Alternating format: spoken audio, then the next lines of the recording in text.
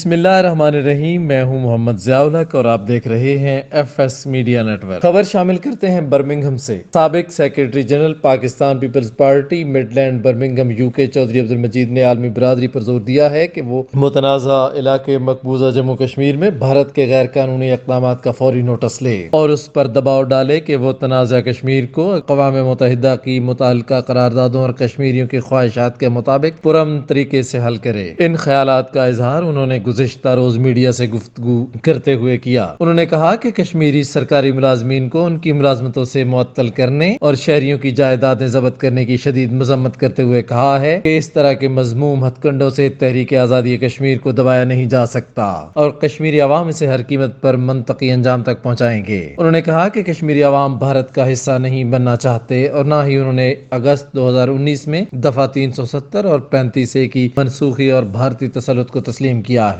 نریندر مودی کے دور حکومت میں بھارت میں مسلمانوں، عیسائیوں، سکھوں اور نچلی ذات کے ہندوؤں سمیت اقلیتوں پر ظلم و ستم میں خطرناک حد تک اضافہ دیکھا گیا ہے۔ جب سے بھارتیہ جنتا پارٹی نے اقتدار سنبھالا ہے، ہندوتوا قوتوں نے اقلیتوں کی بقا کے لیے خطرات پیدا کر دیے ہیں، جس سے وہ مسلسل خوف و دہشت اور عدم تحفظ کی کیفیت میں مبتلا ہیں۔ انہوں نے کہا کہ بھارت چاہے جتنا مرضی ظلم کر لے، انشاءاللہ وہ دن دور نہیں جب مقبوضہ جموں کشمیر کے کشمیریوں کو ان کا پیدائشی حق خود ارادیت مل کر رہے گا۔ سبسکرائب کیجئے F S media network اور دیکھتے رہیے تازہ ترین تبصرے اور خبریں۔